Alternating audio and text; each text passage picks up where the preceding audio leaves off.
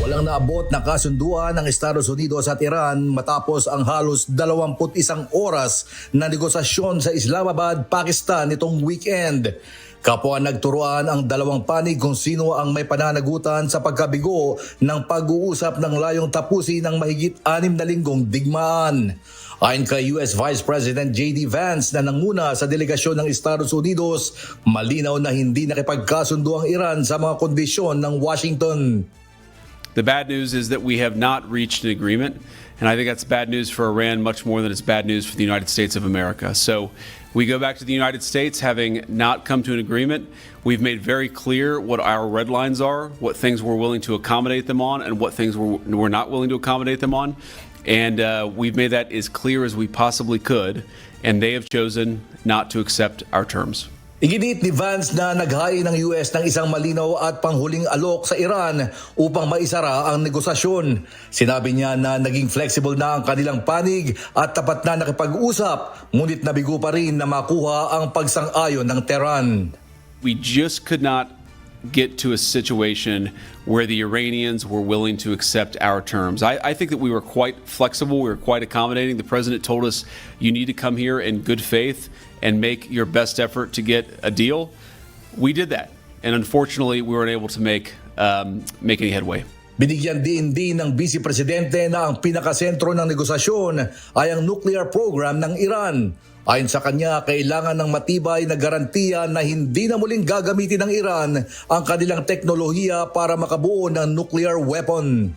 But the simple fact is that we need to see an affirmative commitment that they will not seek a nuclear weapon and they will not seek the tools that would enable them to quickly achieve a nuclear weapon. Dagdag pa niya, hindi pa nakikita ng Estados Unidos ang ganitong uri ng pangako mula sa Iran. Umaasa naman ng US na magbabago pa ang posisyon ng Tehran sa mga susunod na pag-uusap. We leave here with a very simple proposal, a method of understanding that is our final and best offer. We'll see if the Iranians accept it. Kabilang sa mga kondisyon ng Estados Unidos ang ganap na pagpigil sa Iran na mag-develop ng nuclear weapons at ang pagtiyak ng malayang pagdaan ng mga barko sa Strait of Hormuz. Para naman kay US President Donald Trump, hindi na mahalaga kung may mabuong kasunduan o wala dahil anumang mangyari, panalo na ang Estados Unidos. Sa kanyang mga pahayag, iginit niya na natalo na ng US ang Iran sa larangan ng digmaan at opsyonal na lamang ang isang diplomatikong kasunduan. Regardless what happens, we win. We've totally defeated that country. And so let's see what happens. Maybe they make a deal, maybe they don't. Sa panig naman ng Iran, sinabi ni Mohammad Bagher Ghalibaf, speaker ng parlamentaryo ng Iran at kasama sa mga kinatawan ng bansa na nagtungo sa Pakistan, nabigo ang Estados Unidos na makuha ang tiwala ng kanilang delegasyon sa kabila ng paghahain ng daan-daang proposal ng Tehran. Iginit din niya na naunawaan ng Amerika ang lohika at prinsipyo ng Iran, ngunit hindi nito napatunayan na karapat-dapat itong pagkatiwalaan.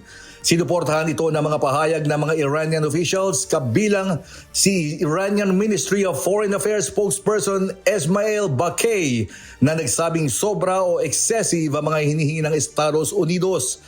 Kabilang sa mga red lines ng Iran ang pagkokontrol sa Strait of Hormuz, pagpapalaya ng mga naka-freeze na assets nito sa ibang bansa at pagbayad ng war reparations.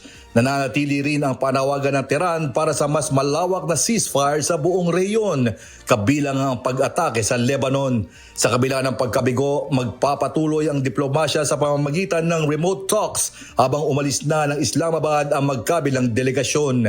Samantala, umaasa ang pamahalaan ng Pakistan na mananatili ang kasunduang tigil putukan habang ipinagpapatuloy ang dialogo. It is imperative that the parties continue to uphold their commitment to ceasefire. Pakistan has been and will continue to play its role to facilitate engagement and dialogue between the Islamic Republic of Iran and the United States of America in the days to come. Nagpasalamat din ang Pakistan sa dalawang bansa para sa pagkilala sa kanilang papel bilang tagapamagitan. On behalf of Pakistan, I would like to express gratitude to the two sides for appreciating Pakistan's efforts to help achieve the ceasefire and its mediatory role. We hope that the two sides continue with the positive spirit to achieve durable peace and prosperity for the entire region and beyond. Umaasa din ang Pakistan na magpapatuloy ang positibong usapan para sa mas matibay na kapayapaan sa rehiyon. James Bontuyan, humahataw sa balita ngayon.